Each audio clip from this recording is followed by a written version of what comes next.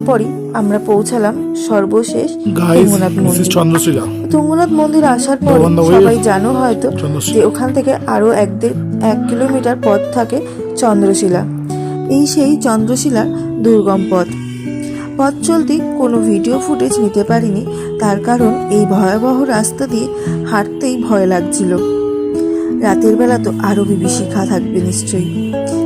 দিনের বেলায় এত ভয়ঙ্কর, রাতে তো এখানে 1 ফোঁটাও আলোর কোনো নিশানা থাকে না। চন্দ্রশিলা হিমালয় পর্বতের সব থেকে উঁচু স্থানে অবস্থিত। কথিত আছে এখানে কোনো একজন ভগবানের বাস নয়, এখানে বাস করে সমগ্র ভগবানের পবিত্রতা, স্নিগ্ধতা এবং তাদের ছোঁয়া। সত্যিই তাই। যখন এই চন্দ্রশিলা এসে পৌঁছালাম তখন সেটাই মনে হচ্ছিল।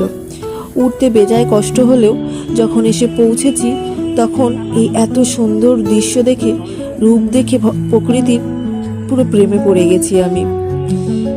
স্বয়ং রামচন্দ্র এসেছিলেন মা সীতাকে উদ্ধারের জন্য এখানে তপস্যা করতে, যাতে রাবণকে উনি পরাজয় করে মা সীতাকে ঘরে ফিরিয়ে আনতে পারেন। তুঙ্গনাথ মন্দিরের সামনে এসে তখন মন্দিরে না প্রবেশ করে চলে এসেছিলাম চন্দ্রশিলা ট্রেকিং করতে, কারণ যত বেলা বাড়বে তত বেশি করে চন্দ্রশিলার কোনো ভিউই আর পাওয়া যাবে না। কারণ চন্দ্রশিলার আসল ভিউ পেতে হলে যেতে হয় একদম ভোরবেলা যখন সূর্য উদয় হয়। পাহাড়ে যেহেতু একটু সূর্য উদয় দেরিতেই হয় এবং সূর্য ডোবেও দেরিতে, তাই সময় হাতে ছিল, কিন্তু পৌঁছাতে বেশ দেরিও হয়ে যায় এবং মেঘে ঢাকা পড়ে যায়।